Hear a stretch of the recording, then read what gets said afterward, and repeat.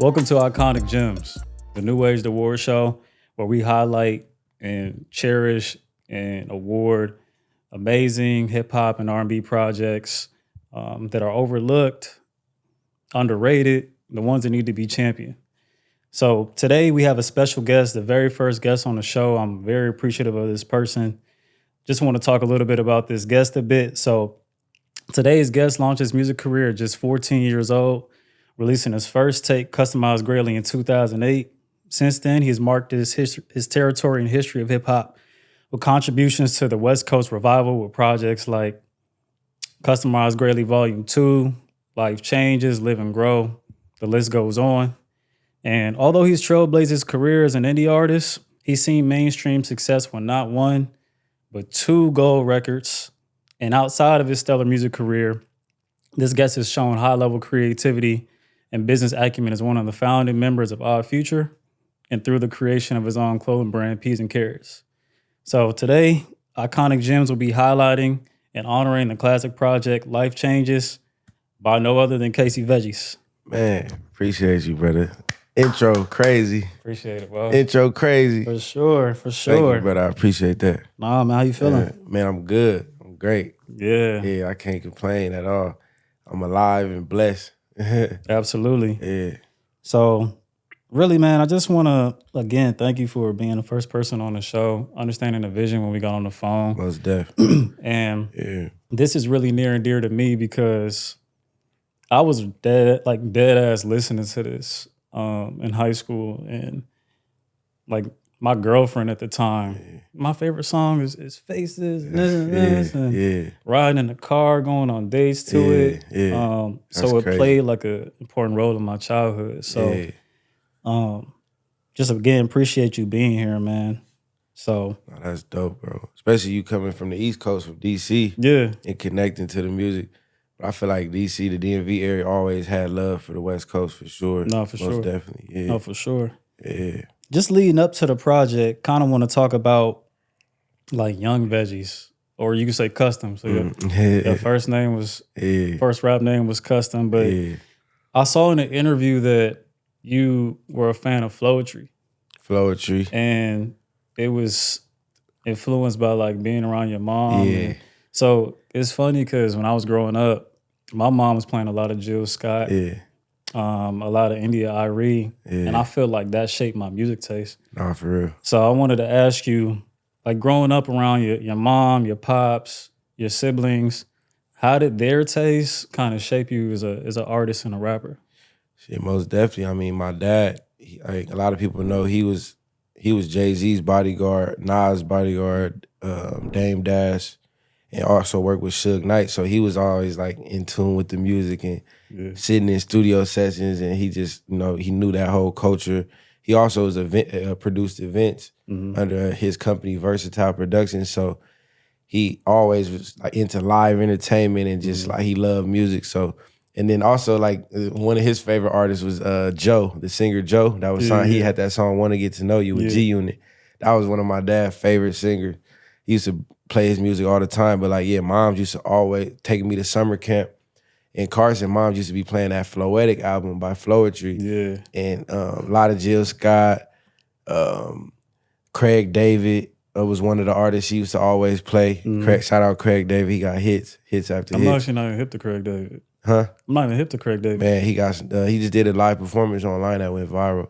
But he got that one song that went crazy, all the day. He's talking about all the days of the week, and he got some crazy joints, and the melodies he used to hit, the instrumentations they used to use within the neo soul vibe.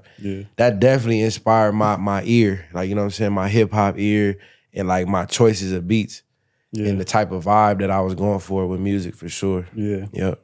I can see it just because when you started dropping your first project, especially the Customized Greatly Volume 1, just having that much soul at 14 is really crazy.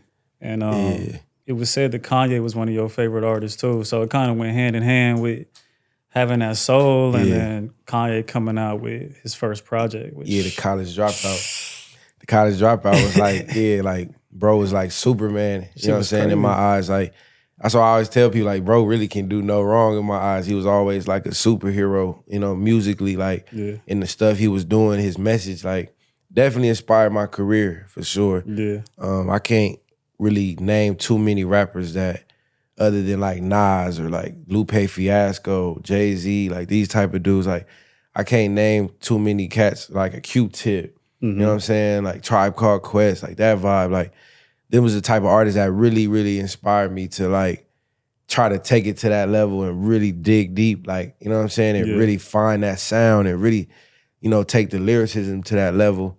And I don't know, I think it just came natural. Like, I think the hip hop and the music was just in my blood for real. Like, you know what I'm saying? And, I think that's how I created this discography that you know what I'm saying? Yeah. That leads me. Do you have any older siblings too that kind of influenced it? Because my older brother. Shout out my big sister, Jonay. Yeah. Off the back, once you said that, she brought me to Glow in the Dark tour, bro. Kanye West in San Diego. This was like 20, bro. Probably, I gotta see the year this was, bro. If you can look that up, bro. San Diego Glow in the Dark tour. It was Lupe Fiasco, NERD, and Kanye West. You saw all of them in concert? Yes, one concert. Kanye had the holographic lady on stage with him with the little mountain stage. He was wearing the Yeezy 2s with the. What album was this? That was 07? 7? That tour had to be 07, right? That was the only year that tour happened. Yeah, this is like top beginning, like this right when I really was, you know what I'm saying? Like this 07 we talking about, bro. Like right after like I think right around the time my first mixtape dropped. And when I went to that concert, like shout out to my sister for buying those tickets, driving me to that concert.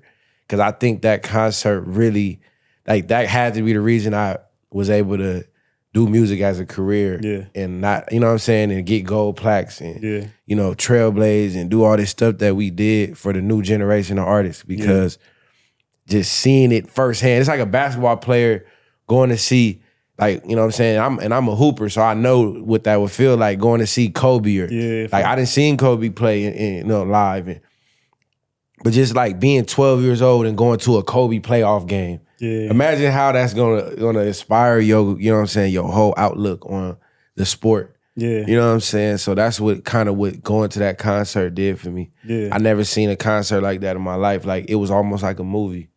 Like I was like locked into the show the whole time. Like it was crazy. Yeah. That's an amazing experience, bro. I can't lie. Yeah. So my older brother was that person for me. So I didn't go to no concerts back then, but just the discography. My brother's like 7 years older. So, you know, he was hip to like a deeper bag of like the hip hop, the R&B at that time. Yeah. And what I saw on Customized Greatly Volume 1, the beats you were choosing to rap on at 14 was just like, yo. Yeah. Because you was rapping on 702, I Still Love You, which is a gem. Man. Like, bro, like that song, bro. Yeah. That's how I know you was really listening. Nah, for sure. Then I had like a couple Ninth Wonder tracks, I think. Yeah. Ninth Wonder, I had got into Ninth Wonder at a young age. I was 13, 12 years old, listening to Ninth Wonder beats. This when we had LimeWire. You know what I'm saying? I'm on LimeWire, like finding instrumentals. Like it's crazy, bro. I used to be really digging, like when in the beginning, this was before all that, you know what I'm saying? So yeah, I was getting Ninth Wonder beats and just typing in these. Summer. Yeah. Dear Summer, it was Sun in the Sky on the intro. That was a Ninth Wonder beat. Yeah, Dear Summer hopping on the classic Jay-Z beats and things like that. Like just hearing stuff and just, you know, taking a stab at it. And I was young. My flow it still needed some work, but you can hear the potential. You definitely can hear the potential. Man. Yeah. Way ahead of your time. And then it was just cool to see, because, you know, you were close with Tyler back then. Yeah. Tyler, the Creator. We did the A. Marie beat together. Why don't we fall in love? We used to be in the studio vibing. Shout out my boy Starion, my cousin Jay Sean. We used to be at their studio. Tyler would pull up. We'd just be over there vibing. It's like off Adams, like mid-city. We was young cats just going to the studio after school, just vibing, you know what I'm saying, trying to create some music. I had a lot of shit written already. I would write raps all through the week in school. And then we'll go to the studio. I'll tell Tyler, like, come to the studio, you know what I'm saying, and we'll just vibe out. I had just met Tyler off MySpace. We met off MySpace, and then he was living in Sacramento, then he moved to LA. Right when he moved to LA, he happened to move like right down the street from where I was at in Inglewood. He lived in Ladera. That's why he rapping about Ladera all through his music. Yeah. You'll see Tyler talking about Ladera a lot in his early days. But that's kind of where we connected at in Ladera Heights. And from there we just became real close and just started creating a lot of music. He was all over my first mixtape too. He had like 2 tracks on there with me. And I heard the production on there too. Do you ever, I don't know when the last time you heard CG Volume 1, but when I listen to it, hearing the beats that he made, I can kind of hear it. Because it's like the sound is just more polished, but he still had it back then. Yeah. So I just thought it was really interesting that he kind of had that ear already. It was kind of like NERD, and then he started to craft it into his own. Yeah. But you can see the potential. Yeah, like kind of how Ye influenced me. He always, like, Pharrell was his influence. But yeah, Pharrell was like, that's another person. I can't forget Skateboard P. Like, you know what I'm saying? Like, if it wasn't for Skateboard P, you know what I'm saying? A lot of stuff wouldn't be what it is today. So shout out to Pharrell. You a legend for sure. For real. BBC, you know what I'm saying? Bape, Ice Cream, the skate team, Nego, everything they did was definitely a great example of what we can do, you know what I'm saying? And it was a big inspiration for sure. So young Casey Veggies at that time came out with CG Volume 1, and then you did your first show at Hawthorne High School. One of the first shows, yeah. With Tyler, a.k.a. Ace at the time. Yeah. But going from that first show, one of the first shows, to selling out the Roxy, still in high school. Yeah. Like, just kind of walk us through that transition, like how quick that felt, or like how crazy that is, because selling out a show in high school is crazy. Yeah, we did a talent show at Hawthorne High. My dad had dropped it. He took us to the show. It was like a cool little crowd, not like a super big crowd. And I was nervous. We just went up there, had some fun, and Tyler had filmed the performance. I don't even think I knew he was filming it or whatever, but he ended up putting it on his YouTube, and in that video it's still up to this day. Like, it ended up going viral. He posted it a couple times recently as well.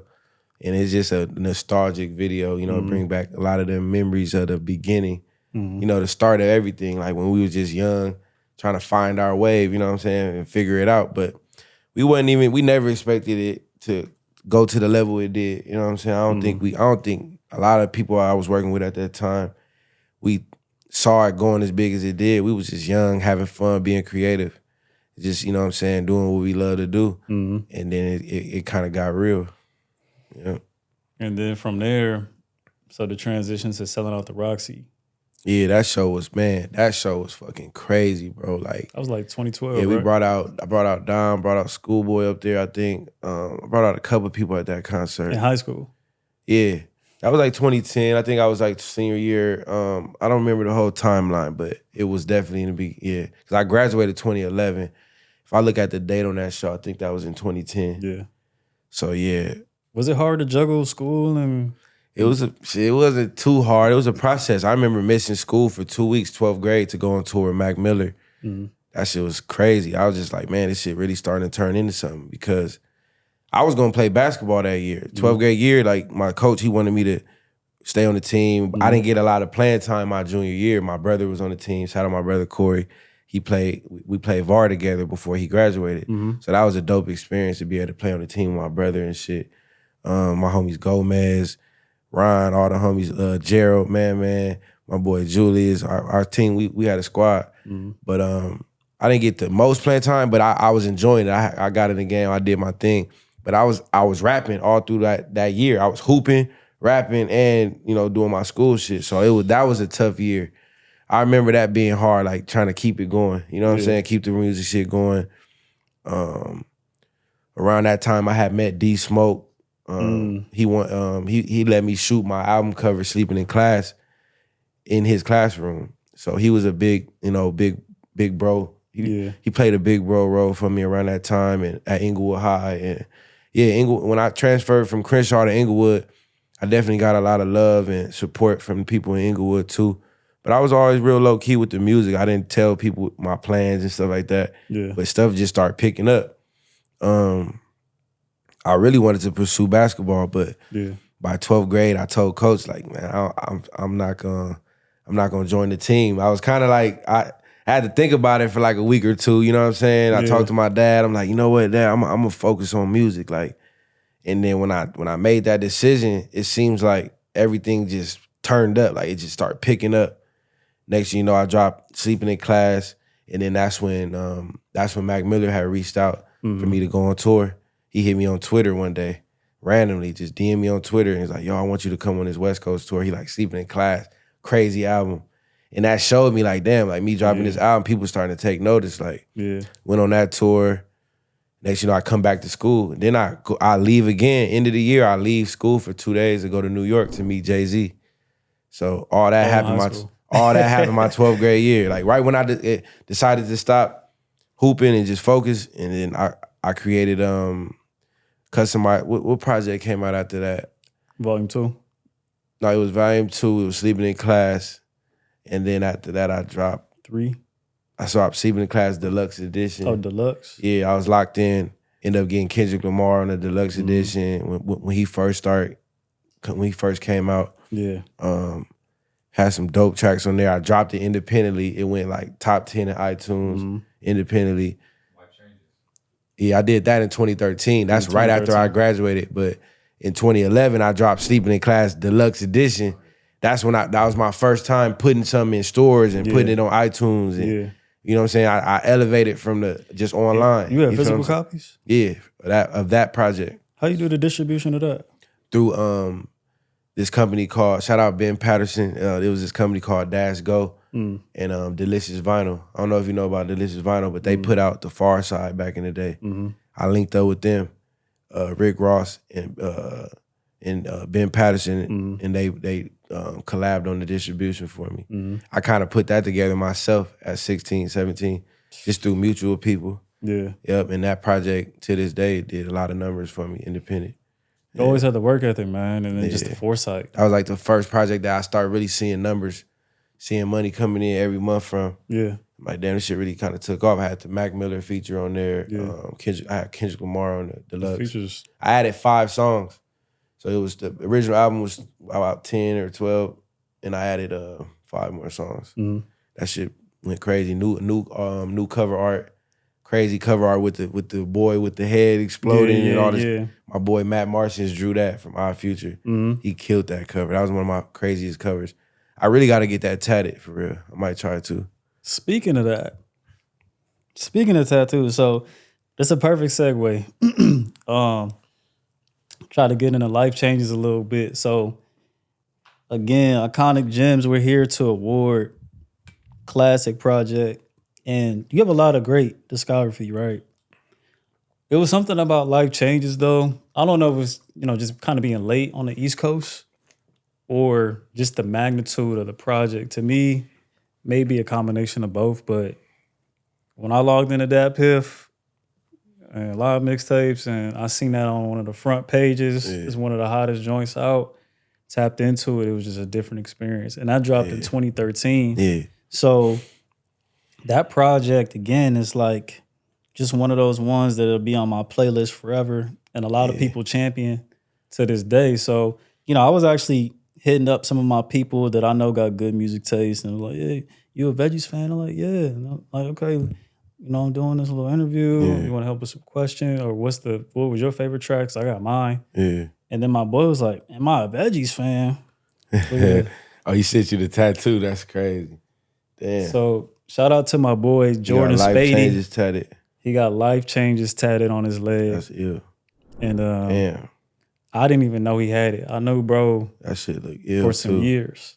That's good work. Yeah, he got it done. Crazy. So just that alone can kind of show you the magnitude of the project. Yeah, I got a lot of tattoo pictures sent to me, bro. Yeah. Yeah, a lot of Life Changes tattoos sent to me, and just a lot of messages over the years. Like, that project came out, 10 years ago? So I've gotten a lot of great feedback from that project. It was an underground classic.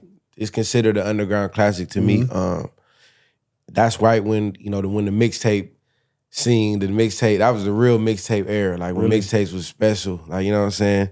A lot of special mixtapes came out in that 5-year span from like 2010 to 2015, around the time my first album came out. Then right after my first album came out, the whole game switched to digital. So it was a special time for sure. Yeah. No, absolutely, man. And I just want to get into a little bit of a listening session with Life Changes. This is the meat and potatoes, for people to understand the magnitude of it. So you're going to have your day one Veggies fans tuning in, but for the people who are new here, they got to understand this shit. No, for sure. So I want to kind of go like track by track, a few tracks, and then we kind of like talk about the creation process or, what it was like making the record. So No, for sure. Track 1 is one of my favorites, Life Changes, featuring, is it Phil Boudreaux? Phil Boudreaux. Boudreaux. Featuring Phil Boudreaux. It's an amazing sample. It was a record called Anyway that he had. And produced by Mike and Keys and another producer by the name of Dewan Parker. Yeah, Dewan Parker. So let's go ahead and tap into this a little bit.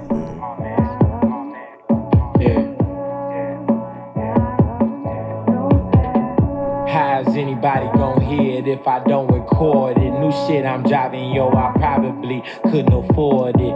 Would be trapped in a hood state of mind, end up less rewarded. But I took a couple chances, now life is gorgeous. This gon' change everything. Like a child, a funeral award, wedding ring. But heaven brings angels down to watch us while we levitate. Caught the police when she needed, but they showed up hella late. I just do my Dougie on these hoes. I be dancing in the rain, soaking puddles in my shoes. Broken heart, plus the rules. Open art, full of clues. No Lazar, Rosa Parks. Martin Luther always knew it, yeah. Life changes. So that was a crazy one. Yeah. So that joint cold. Did you when you were making that? First of all, I don't know where you found this sample. But Mike and Keys, aka the Futuristics, they went by the Futuristics at the time. We was in the studio damn near every day, just locked in.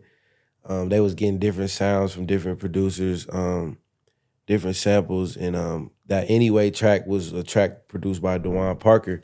He was working with Dr. Dre heavy at the time. He was like one of his protege producers, and they created the Anyway sample, and that was Phil singing on it. We made the flip one day at the studio. I think they had dropped it maybe or out like SoundCloud. It wasn't really out fully yet, but it was out a little bit. Yeah. We made the flip, created the song, and they heard it. It was like they went crazy over it. The way he, channeled the intro with the vocals, and then the way it came in, it was just special. Yeah, that was just a crazy moment when we created that track. It just came together. And I just started writing, and everything just came together natural for real, and it just became a moment. But you knew it was gonna be the intro? Kinda. When we made it, I think it was probably towards the end too. I don't remember the timeline of when we made it, if it was at the end of the project, but I know a lot of the records me and Futuristics was doing, me and Mike and Keys was doing at that time, really glued the album together. We did like Take My Life, These Days, all these tracks. We did My Vision. Yeah, we was just locked in. Like I remember when we did My Vision, Redman was there. Redman was at the studio, just like listening, just like tuning in. He happened to be in the other room, and he heard us working on it. He's like, "Man, this shit sound crazy." Like he was almost gonna be a feature on that track. That shit would have been crazy. Like he just happened to be at the lab that day. Yeah, it was a lot of people. DJ Quick was coming in and out the studio when we was working. It's legendary. But yeah, shout out Mike and Keys. They definitely helped me dig down and really take the project to another level, I think. I had a lot of songs. I had some crazy songs that I was doing on the side, like Faces and Everything Wavy. Whip It was produced by Ty Dolla $ign. A lot of people don't know that. He made the beat? Yeah, him and his brother, him and one of his partners. I ain't know Ty made beats. Because it's produced by Drugs, but DRUGS with periods in between. That's his production. That was his production tag at the time. Oh shit! So I know a couple records about him now. He actually singing backgrounds on the hook as well. Yeah. You can hear his voice in the hook. But we did that record. I was like basically branching off with different producers, creating different vibes, and then the album it just came together because it was like Mike and Keys did 4 or 5 tracks, and then I had like five 5, 6 other tracks, and they just all glued in. Yeah. And it just was crazy. No, that's crazy. Like that record, I was just like, when I first heard it, I just was like, man, this is different, especially at the time, because we were still in that transitional period where music was still a little outdated sounding with the drums and the sounds, like using certain synths. Yeah. So that was just so soulful at the time. So getting into this next record, I want to play you a sample and see if you can guess what the record is. You probably hear it quickly because you was probably in the production process. But when I figured out this sample, I was like, damn.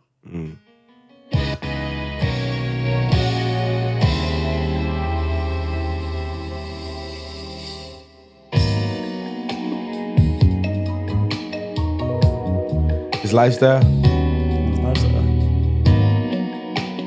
Because the way it's chopped is crazy. It's on a song on It's on Life Changes. yeah. It's the keys.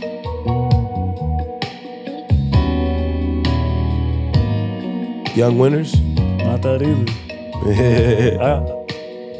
That's your last guess? It's Anita Baker, by the way. Whatever I forgot which track. So, I forgot. It could have been Love You Cause Hate. It could have been. And I could be wrong, but I it did probably some sounds research. similar. It is track number. Oh, I gotta get the track number. Oh, it's track number 4. She's in My Car featuring Dom Kennedy. Yeah, that's DJ Dahi. That I didn't know if that one was produced by a sample. Dahi.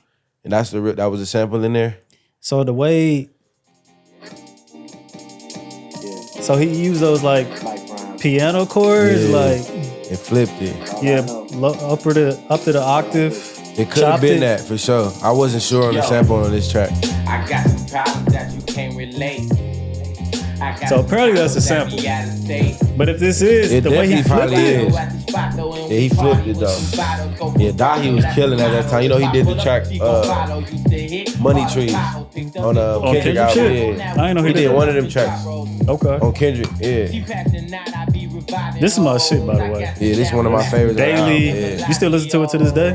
This shit crazy. Yeah. This is one of my favorite tracks that I love to perform for sure. Yeah. So I saw y'all shoot the video. You remember the video for that? That was one of my hardest videos. Yeah, shit was crazy. So you know when you were at the beginning of the video, the car you pulled up in, you knew it was Kit from Knight Rider? That was a night. You said The Knight Rider Yeah, car. I knew that was a Knight Rider car. My director, he brought it. He said, "I got the Knight Rider car." I don't know how he got it. He, That was so random. His homie had it or something, or he rented it. But my director, shout out Zach. He's awesome. He was killing it. Yeah. At that time, he just called my phone like, let's rock out. Let's do some videos. And then he had that whole concept for the She in My Car video. Yeah. Kind of like rolled out for me. Yeah. I didn't have to think too much. And that shit was a dope. That was one of my favorite video shoots for sure. It looked hella fun. That shit was fun. And it then was dope. you teamed up with Dom. Obviously, Dom is a legend in the West. It was just fun. Y'all had the girls. I was in a mansion somewhere. Yeah. The Kit car. We had the overlooking maids. yeah. That shit was dope. Yeah, so That Nightcrawler fire. so you a car guy? Not too much, a little bit. Yeah. Yeah, I started loving the Beamers, the BMWs and stuff here and there, and you know the Benzes. I like the foreign cars a little bit. Mm-hmm. Yeah. So when you were making that track, was it like you had to be by yourself, sent it to Dom, or was Dom in the studio with you and y'all just caught a vibe? I think I made this song and then he pulled up to the studio after the song was done. I think that's how it happened. Mm-hmm. Unless we all cooked it up together, I did my verse. But I think I had it and then I had him pull up. We was at Pacific Studios. I was booking the big room and we was in there going crazy, bro. It was just one of the best studios I ever worked at. Mm-hmm. Actually, a studio Tupac used to work at. It was in North Hollywood. I don't know if it's still open. I think it is, but when we start booking that room, bro, that's when the sound really went up for the album. I think that's when I really, like, damn, the sound just turned into a crystal clear sound for the album, man. Yeah. Shout out my engineer, Eric Manco. He's actually like working with Future full time right now. And he mixed the whole Life Changes album, but he mixed Dirty Sprite for Future and a lot of the Future last projects. So that shit is crazy. He been doing his thing, but yeah, he kind of helped me shape the sound on the album. Yeah. She in My Car was one of the songs that, just the vocal, the way I was sounding vocally, everything, it had a lot to do with just the camaraderie we had. Yeah. We was in the studio like almost every day, just, you know what I'm saying, building this album, so. You had a lot of high-level people around you. Imagine like getting signed. Like I got signed to the label. Everybody was rallying for me, you know what I'm saying? They wanted to see me win, and they knew I was like the hottest, you know, young artist coming out of LA. So when you get in that lane, it's kind of like people gonna follow suit and want to support, you know what I mean? When it comes to the producers and everybody kind of like, you know, group up together. Mm-hmm. And that's kind of what happened with Life Changes. But I signed a deal, I had got a budget, and I basically spent a lot of money. Like that album was supposed to be my first album almost, but the label didn't understand it. They just didn't clear it to be the. They didn't understand album? it to be like my debut. They wanted me to hit the drawing boards again, like, you know what I'm saying? It's interesting. That's how I was able to make that album so good. I had just got a budget from the label, so I didn't have no worries. Like, you know what I'm saying? I was clear. I was like, Scott. I was able to just get creative. That was my first time. Yeah, I was 18 years old. I was able to focus on the music. And I was locked in on the music for like 3-4 months, and then Life Changes came out. And I remember it taking off all through the internet, and we dropped it for free, but I put in the amount of money I spent on it, it could have, you know what I'm saying? I spent the amount for like a real album, you know what I'm saying, to sell it. Yeah. But I ended up just saying, you know what? I just had a feeling that, you know, giving it to the fans hearing this is more important than the money. Yeah. And that turned out to be the case. Yeah. Like the people hearing this can be more important than that. And the label, they didn't understand what to do with it. And in my opinion, it could have been a mainstream success. Yeah. That's interesting. Because now it kind of tells a story of why like something so prolific was just a mixtape. And not just to say just a mixtape, but you know, there's the budget, the marketing budget behind the albums that the label gives you. It was kind of like a mixtape that turned into it made itself an album. Like people had to respect it as an album, and it's gotten streamed more than people's albums that they've put real money behind. And you know what I mean? Like the marketing money is just one thing, but sometimes the music speaks for itself. 100%. And the word of mouth is way more powerful than any marketing dollar you can ever spend. You know, 100%. Yeah. So I want to dive into this next track. Probably my favorite. It's hard. I got like 2-3 favorites. This is the one that, I don't know, the production was just so crazy. This is the one that my little girlfriend at the time just had on repeat. Mm-hmm. You remember who that was? He remember who that was. Don't do that. It's my boyfriend back home. Oh, me. But this is track 5, Faces. Faces. Shout out Rob Holiday. Rob Holiday produced Bryson Tiller. Wiz Khalifa. He went crazy on Wiz project. Shout out to Rob Holiday. Hey, Rob, he always gonna bring the energy. He turned me up. He turned me up on this track. We had a lot of other tracks we was working on too, but this is one of them. There's something about this production that's just like, I don't know. I was that nigga back then, and I'm still on top. When I had dreams to do it, this is my shit. I was real all the time. You been working for a minute, and it still won't. Listening to it in LA? Shit on my own, so I'm never gon' flop. Let's go. My chick super bad, hey, riding super fast, loaning stupid swag, cloning Cupid mask. Price your newest dad, playing and popping tags. So once you started to pop shit, I dropped her off so fast. $1 million mind. Then when he brought in the synths, Bally Louis style, life's a movie now, with all the extra clips. I'm working and she working, so we just text a bit, we just flex a bit.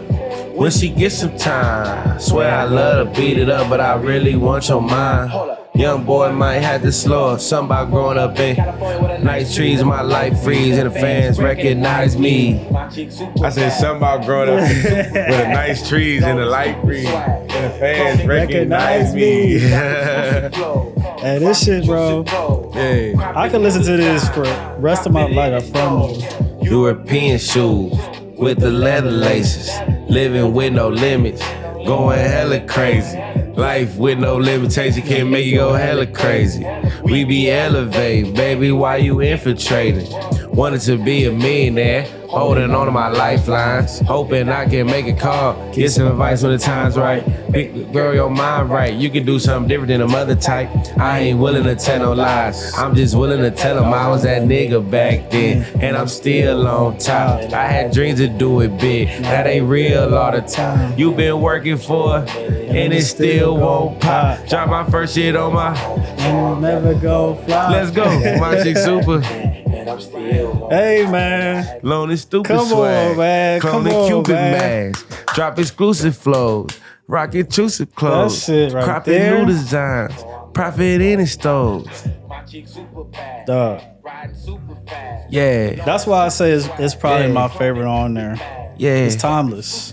That motherfucker It's cold. timeless. Yeah, I think this song was definitely this, everything wavy. Yeah, all the songs played a big role. I think that's what make a classic album. Yeah. Like every song played a role, you know what I'm Yeah. saying? And every song definitely got a message across. Yeah. This is the one I just caught a whole new flow on. I just had fun. I heard the beat. Me and Rob we was cooking up a lot. We was doing a lot of sessions. One day he told me to pull up to the studio. He played this joint. And I remember the homie Anwar, he was going crazy over this beat. We was all going crazy over the beat. And I just killed it. It was the rest was history. This was definitely one of them like wavy tracks that just like, it just showed my, you know what I'm saying, my versatility as an artist. And just like, it was just fun. Like this is one of the most fun tracks it was to create. Yeah. Like just coming up with that flow. When I came up with that, my chick super bad, I was like, yeah, it's out of here. Like once I came up with that cadence and like how I said, I was like, yeah, this shit crazy. Like, Nah, I was just in my bag when I made this album. Like just everything I was saying was turning to gold for real. Yeah. we got some premature on there. Nah, that record, man, is just, I don't know. It was the sounds that he used, but then the way that you sequence like the verses, the cadence of the verse, having the girl come in with the true, then having a different voice at the end. That was a hella creative song, bro. So was it like you and Rob with the creative process, or you had some extra people kind of helping out? Yep, it was me and Robin in the lab. We had a couple girls in the lab. I think that's when she had did that background. We like, yeah, we need you on this part. It was just all organic, just natural. You feel me? That was one of that session was special. We caught a vibe on that session. Yeah. So just for the sake of time, there's a lot more on here, but I want to do one more. And honestly, because there's a good amount I have left, I want you to choose between these last few, because I love them all dearly. But whatever you want the people to really tap into for the last few records. I would really, you know, it's funny. I was showing Whip It. I don't see Whip It right here on this. Let's do it. Yeah, Whip It was like, I feel like that was one of the heaviest tracks on the album for sure. Whip It, and that was just by yourself, because you didn't even have a lot of features on it. That one was by myself. Yeah. Yeah, I think that album was cold. Yeah, it was only like a couple features. Just from front to back though, like the fact that you can really play the whole album by yourself. I think Whip It has some of my best bars I ever wrote.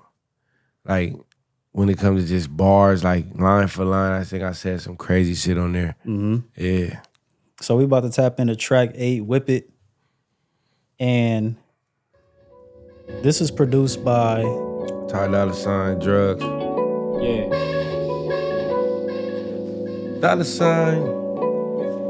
Yeah. The way it's stacked like Wayne in pain, cause I can't believe it. I be stunting in the hood like it ain't no secret. Pull up Tudo up in Compton and I'm bumping Jeezy. And my girl hop in the car, then she turn on CV. That's like I'm Most telling these the rap story. niggas be Pull up straight Tudo up in Compton. I had just bought the Tudo Audi when I signed my deal. My girl that at the time, she lived in Compton. So I'm really telling the story like, pull up Tudo up in Compton.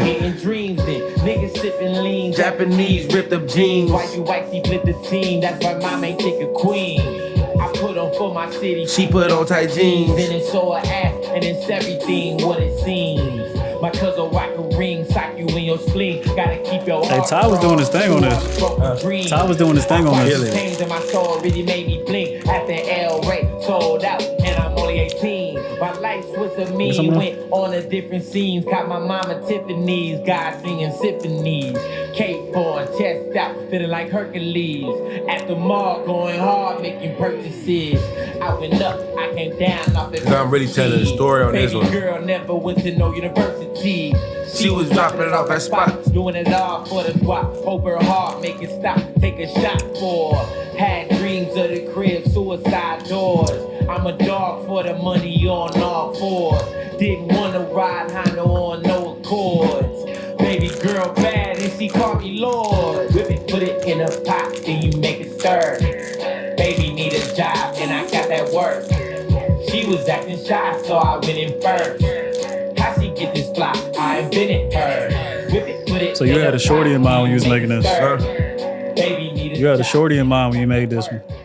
She was acting shy, This so I went in it's first. the whole story, the emotions that come from this shit. Yeah. Look like all joined in. That's what the album was like.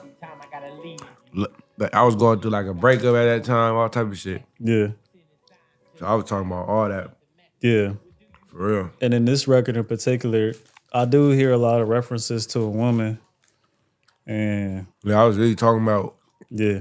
a particular girl I was telling a story about. Now I was with her all through high school type shit.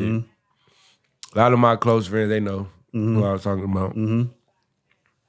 That shit crazy. Yeah. She definitely inspired a lot of this album. Yeah. Like that energy I was coming with. Yeah. Shit crazy I though. mean, that's real. You know what I mean, But a lot of that's- classics is like comes from a place. fuel from that type of shit, yeah. Nah, this is one of the ones too, man.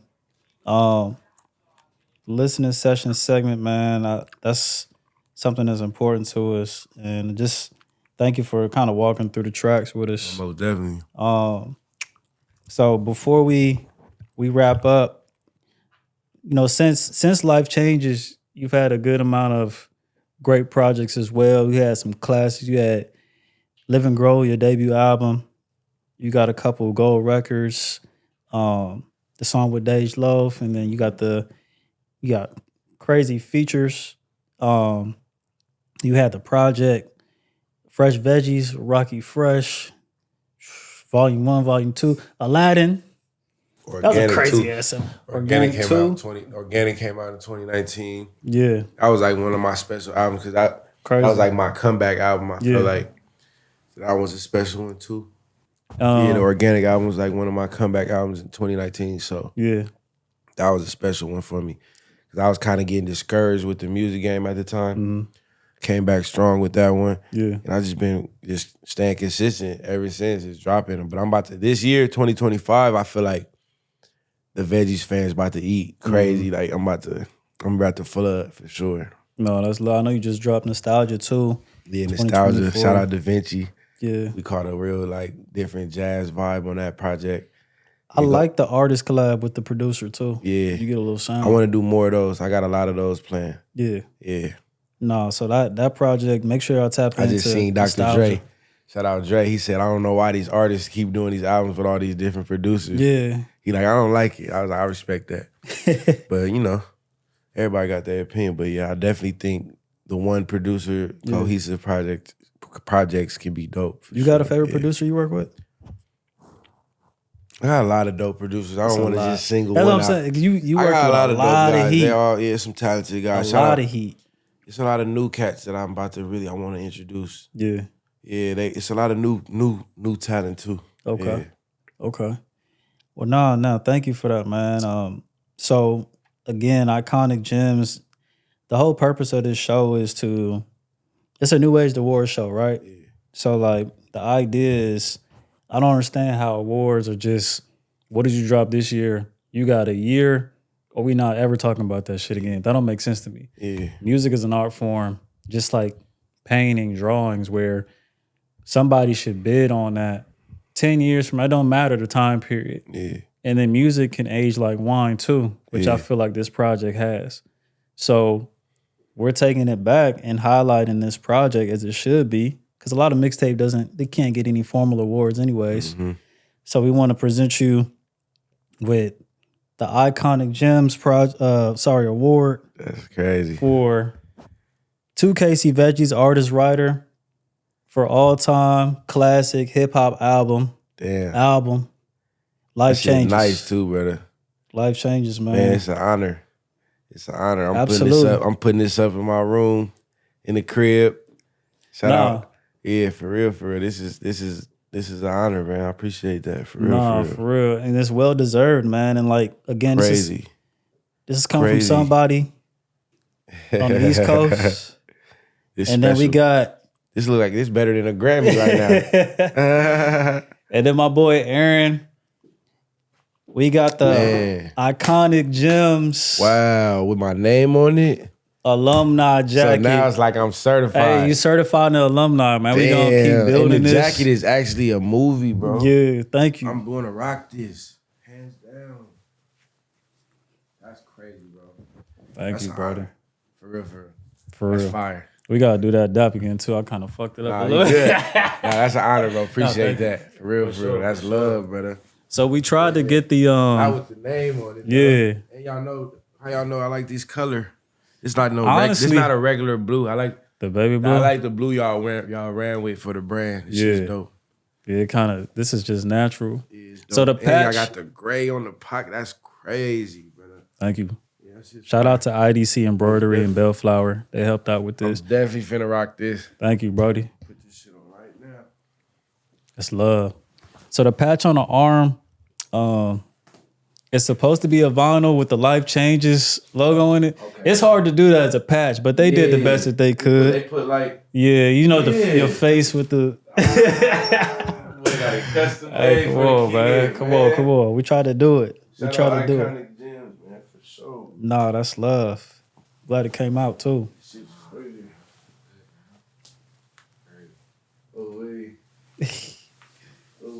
CV the boy, the OG the boy. The first to do it, the first rapper to ever do Iconic Gems. On my Soulja Boy big show. Hey. Yeah, my big Draco, man. You dig what I'm saying? That's love, baby. Yeah. That's love. Hey, thank you so much, man. Thank you so much. I appreciate it. You got any? We gotta take a shot. You got any? Just closing remarks, like just about the project and what you got coming next. Man. I just appreciate everybody that connected to it and they still talk about it. They keep it alive. Like it be times where I get discouraged. I be kind of like, I don't know if people appreciate me, but I get these messages and people reach out to me telling me how the music in the album, like whether it was Life Changes or another album that I drop, it help them keep going, it help them get through adversity and get through their lowest time. So that's kind of that's the energy that keep me going, you know what I'm saying? I just want to appreciate all my fans that ever supported me, you know what I'm saying, since I started. And just keep rocking with me. New music dropping soon. The new clothing collection, PNC INTL, the new brand, the whole movement. So it's all coming soon. We just staying at it, staying on their head. Y'all heard it here first, man. Shout out to Casey Veggies. Shout out to Life Changes, all the projects that he has, all his discography, his upcoming discography. This is one of the legends in the game, legends in West Coast rap. Made it to the league, got chips, got Rookie of the Year award, got the Iconic Gems award. Come on, man. Hey, man. Shout out to you. Thank you for being the first guest, man. Appreciate it. Appreciate you, brother. Appreciate it, for sure. That shit's hard.